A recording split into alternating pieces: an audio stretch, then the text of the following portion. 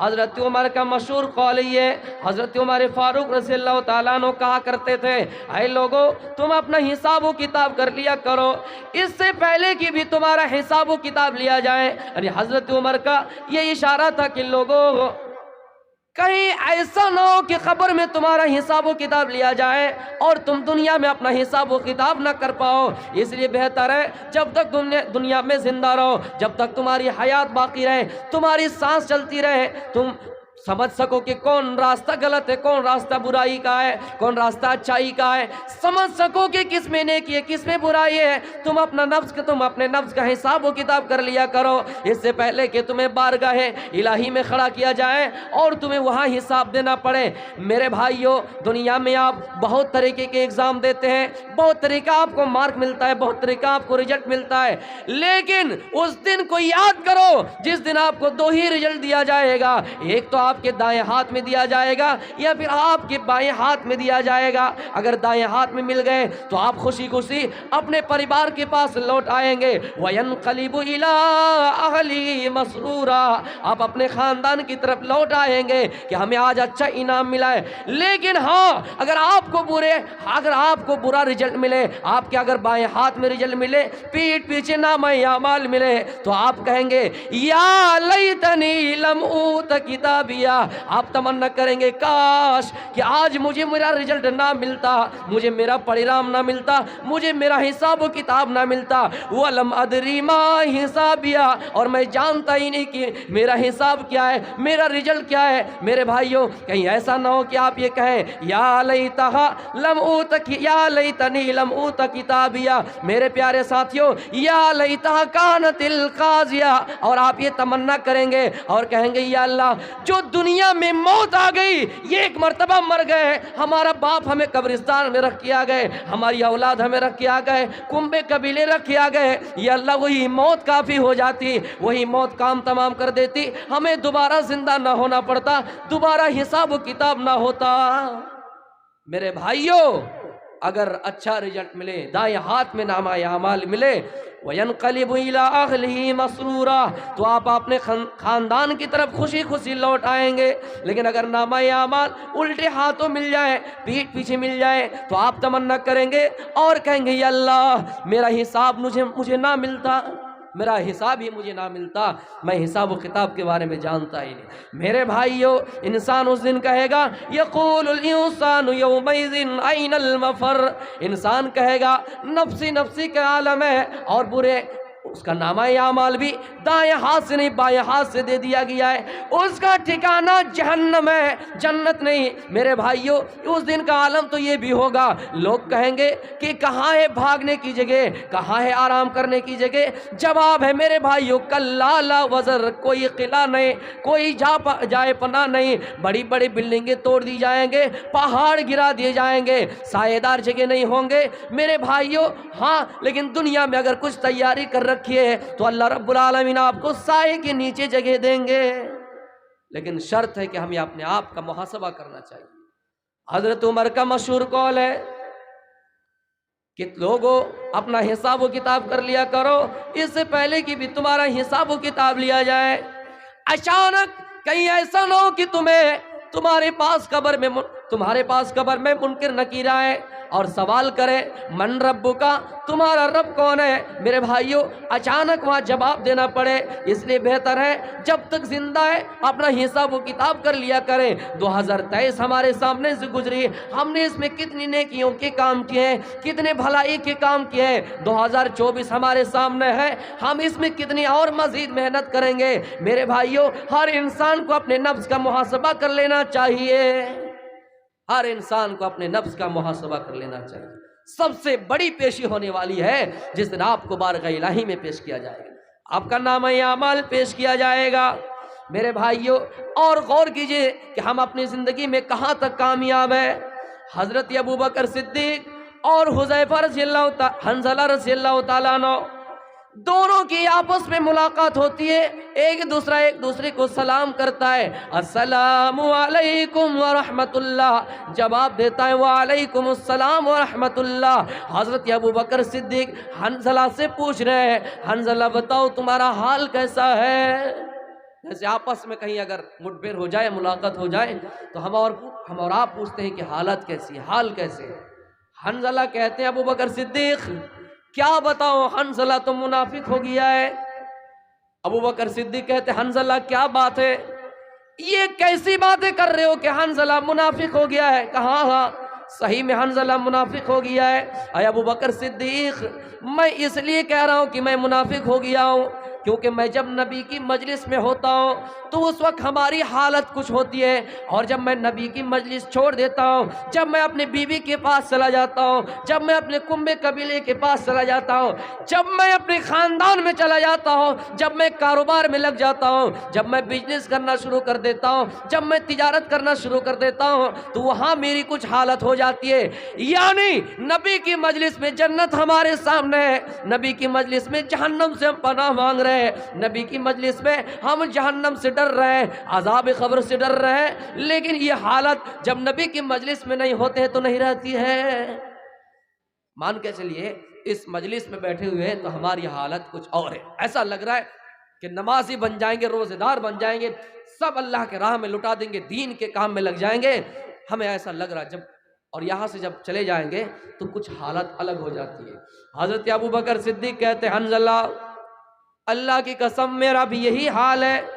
जब मैं नबी की मजलिस में होता हूँ तो मुझे ऐसा लगता है कि जन्नत मेरी आंखों के सामने। दोनों जनाबी मोहम्मद रसूलुल्लाह के पास गए और कहा अल्लाह के नबी हम मुनाफिक हो गए, हम लोग मुनाफिक हो गए। अल्लाह के नबी कह रहे हैं अबू बकर सिद्दीक ये क्या बात कर रहे हो कि तुम मुनाफिक हो गए। हज़रत अबू बकर सिद्दीक कहते हैं अल्लाह के नबी हम इसलिए मुनाफिक हो गए क्योंकि जब हम आपकी मजलिस में होते तो हमारी कुछ हालत होती है, हमारे ईमान की कुछ हालत होती है, और जब मैं आपकी मजलिस छोड़ देता हूँ तो कुछ और हालत होती है। तो अल्लाह के नबी ने कहा अबू बकर ऐसी बात नहीं है, हालत बदलती है जगह के एतबार से, लेकिन तुम मुनाफिक नहीं होते हो, मुर्तद नहीं होते हो। मेरे भाइयों, अबू बकर खौफ खुदा, जिनके दिल में अल्लाह का डर है, एहसास है, लेकिन कुछ देर के लिए एहसास होता है कि जन्नत हमारे सामने नहीं, जहन्नम हमारे सामने नहीं है, अज़ाब क़ब्र याद नहीं है, तो थोड़ी देर अगर एहसास से वो गाफिल होते हैं तो याद कर रहे हैं कि हम मुनाफिक हो गए। मुसलमानों, हम अपने अंदर झांकें, हमारे अंदर कौन सी कमियां हैं। कितने ऐसे मुसलमान हैं जो सुबह से लेकर शाम तक अल्लाह का एक मरतबा भी नाम नहीं लिया होगा, एक मरतबा उनकी ज़बान से अल्लाह का लफ्ज़ नहीं निकला होगा, अल्लाह का जिक्र नहीं किया होगा।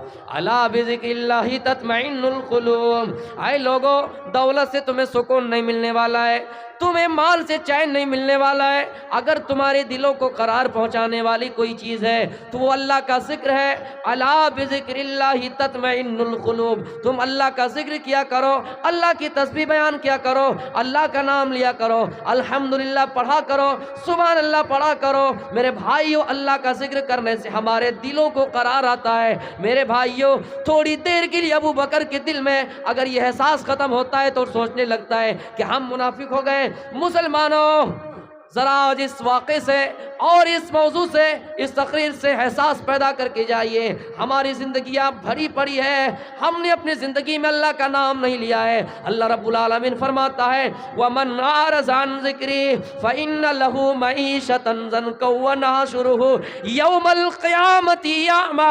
मेरे भाइयों, अल्लाह ताला फरमाता है जिसने मेरी सुन्नत से एराज़ किया, जिसने मेरी याद से एराज़ किया, जो मेरे जिक्र से एराज़ किए, गफलत बरते, गाफिल हुए, मेरे भाइयों, दुनिया में उसकी सजा ये है कि हम उनकी रोजियों में तंगी कर देते हैं, और आखिरत की सजा ये है कि जब उसको उठाया जाए क़यामत के दिन तो अल्लाह रब्बुल आलमीन उसे अंधा करके उठाएगा, यानी उसे अंधा करके उठाया जाएगा।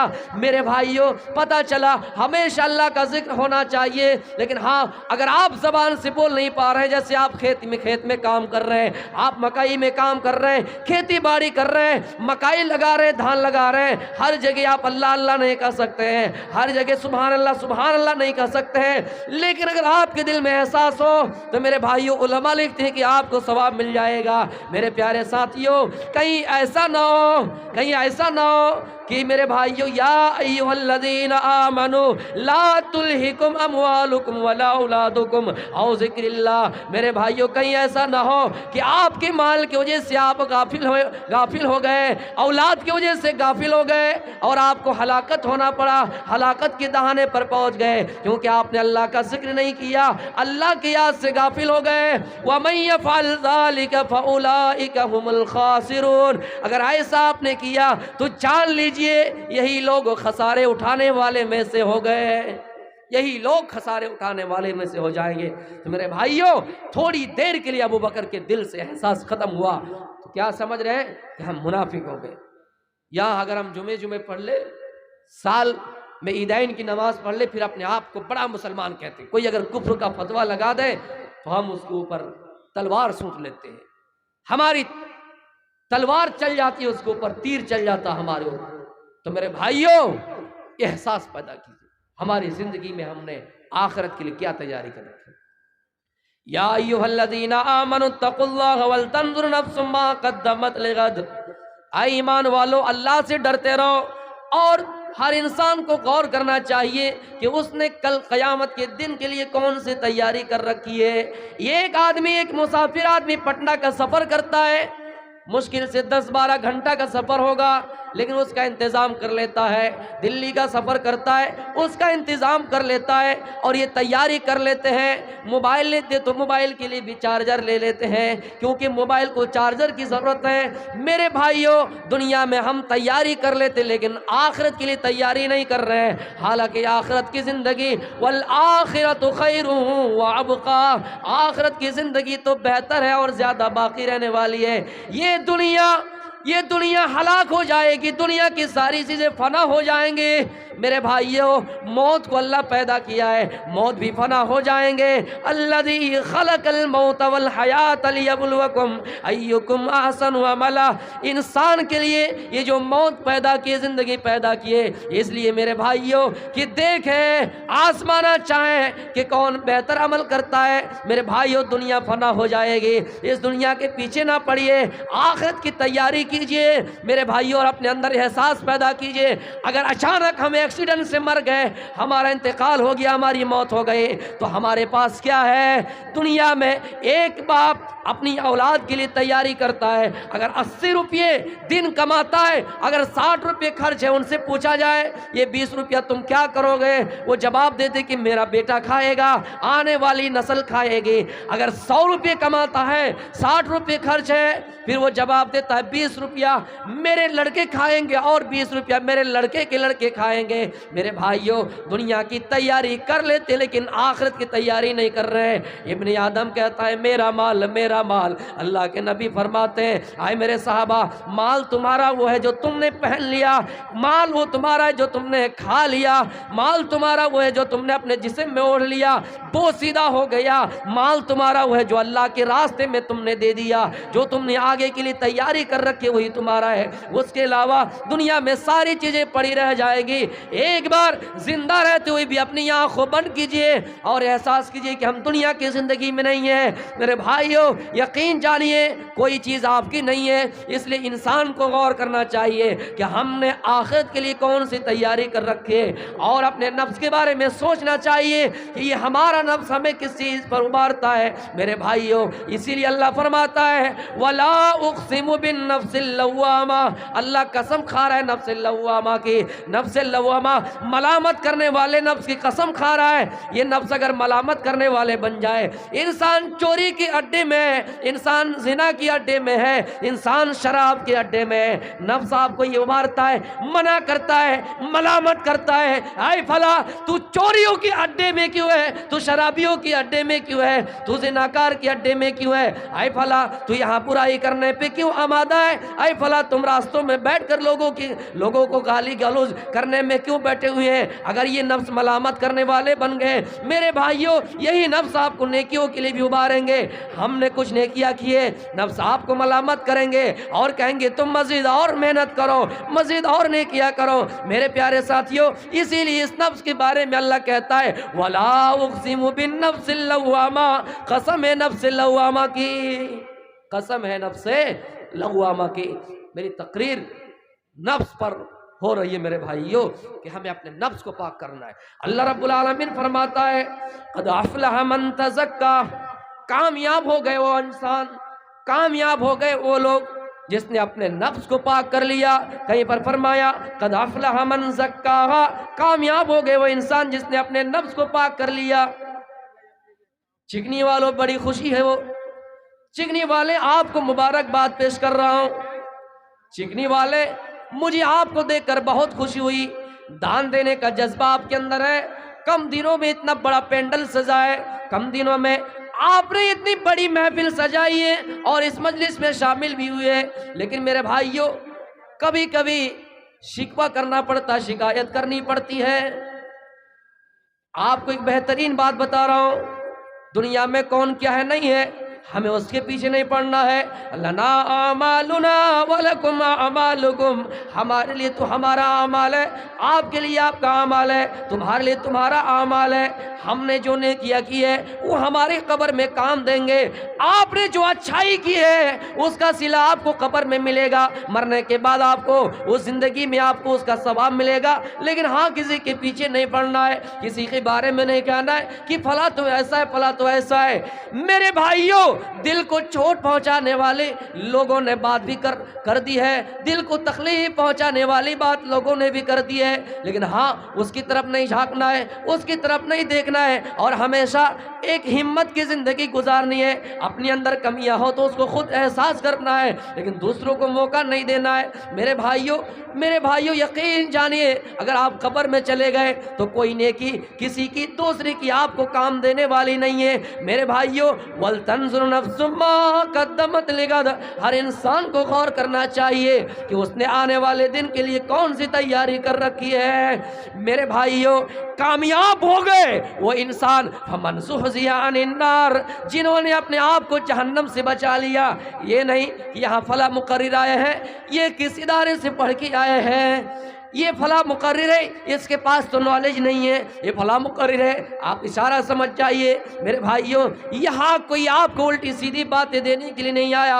अगर आपको अच्छी लगे तो आप ले लीजिए, नहीं तो आप उसको छोड़ दीजिए। कामयाब हो गए वो इंसान जिन्होंने अपने आप को जहन्नम से बचा लिया और जन्नत के अंदर उनकी एंट्री हो गई, जन्नत में दाखिल कर दिए गए। कामयाब वो नहीं है जो दूसरे की टोह में पड़ गए, कामयाब वो नहीं है जो दूसरे का मजाक बनाए, कामयाब वो नहीं है जो दूसरे को छोटा समझे, कामयाब वो नहीं है जो दूसरे को हकीर समझे। अल्लाह फरमाता है ला यस्खर कौम मिन कौमिन, ऐ लोगों आपस में एक दूसरे का मजाक ना उड़ाया करो, आपस में एक दूसरे का मजाक ना उड़ाया करो। कामयाब वो इंसान है जो अपने नफ्स को पाक कर लिया, जिन्होंने अपने नफ्स को पाक कर लिया। कामयाब वो है जो जहन्नम से बच गए, वो कामयाब है। मेरे भाइयों अल्लाह के नबी सल्लल्लाहु अलैहि वसल्लम फरमाते हैं ऐ लोगों बेहतर है कि दुनियावी बातों करो, लेकिन उससे बेहतर है, दुनियावी बातों से बेहतर है कि अपने नफ्स का मुहासबा कर लो।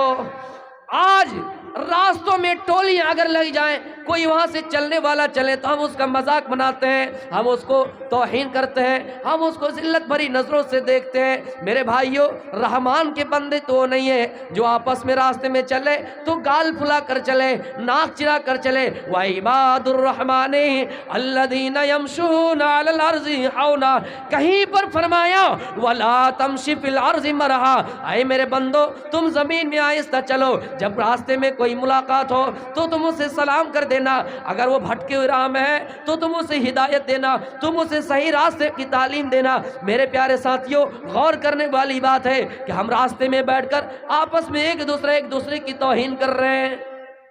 बहुत जगह चर्चा चल रहा है, चर्चा का भी कोई विषय होना चाहिए। मेरे भाइयों अल्लाह के नबी सल्लल्लाहु अलैहि वसल्लम फरमाते हैं इस्तहय्यू मिनल्लाहि हक़्क़ल हया, आए मेरे साहबा अल्लाह से शर्म करो, अल्लाह से हया करो जिस तरह शर्म करने का हक है। आज मैं हदीस और कुरान से आपको फिक्र आखिरत याद दिला रहा हूँ, खौफ खुदा आपके दिल में पैदा कर रहा हूँ। इस्तहयू मिनल्लाहि हक़्क़ल हया, आए मेरे सहाबा अल्लाह से शर्म करो, अल्लाह से हया करो। जिस तरह शर्म करने का हक है, सहाबा ने कहा कुल या रसूल अल्लाह, आए अल्लाह के रसूल इन्ना लनस्तही, हम तो अल्लाह से शर्म करते हैं। अल्हम्दुलिल्लाह, तारीफ है उस ज़ात की, हम तो अल्लाह से शर्म करते हैं। अल्लाह के नबी फरमाते हैं, आए मेरे सहाबा तुम जो शर्म समझ रहे हो, जिस तरह की शर्म समझ रहे हो वो शर्म नहीं, बल्कि उस शर्म की शर्म करो जिस तरह शर्म करने का हक है, जिस तरह हया करने का हक है। फिर अल्लाह के नबी फरमाते हैं अनतहफज़र रअस व मा वआ, आए मेरे सहाबा तुम अपने सर की हिफाजत करो। सर के अंदर जो जो चीज़ें, नाक है, कान है, ज़बान है, उनकी भी हिफाजत करो, और अपने पेट की हिफाजत करो, और पेट के अंदर जो चीज़ें हैं उसकी हिफाजत करो।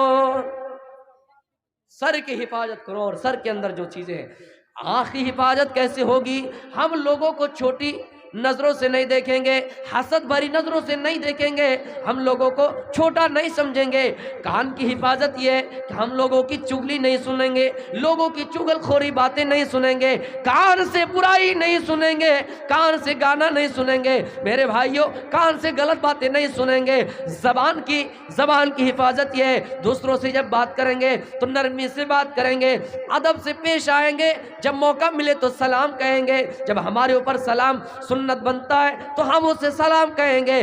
जुबान की हिफाजत तो ये है मेरे भाइयों, हमारे घर में खाना नहीं है, मेहमान आए हैं, हमने मेहमान को अच्छी बात कह के घर से रुखसत कर दिए, ये भी जुबान की हिफाजत है मेरे भाइयों। घर में मेहमान है, आपके पास खाना है, आप नहीं दे रहे, ऊपर से उल्टी सीधी बातें कर रहे हैं, ये आपकी जुबान की हिफाजत नहीं है। पेट की हिफाजत क्या है मेरे भाइयों? अपनी जिंदगी का मुहासबा करें कि हम ये पेट में जो खाना डाल रहे हैं, हमारे पेट में ग़िज़ा जो खा रहा हमारा पेट, इसमें जा रहा है, ये खुराक कहाँ से हमें आपको मिल रहा है? हम इसके बारे में जायज़ा लें कि हम अपना खाना हलाल खा रहे हैं या हराम खा रहे हैं। ये पेट की हिफाजत है मेरे भाइयों।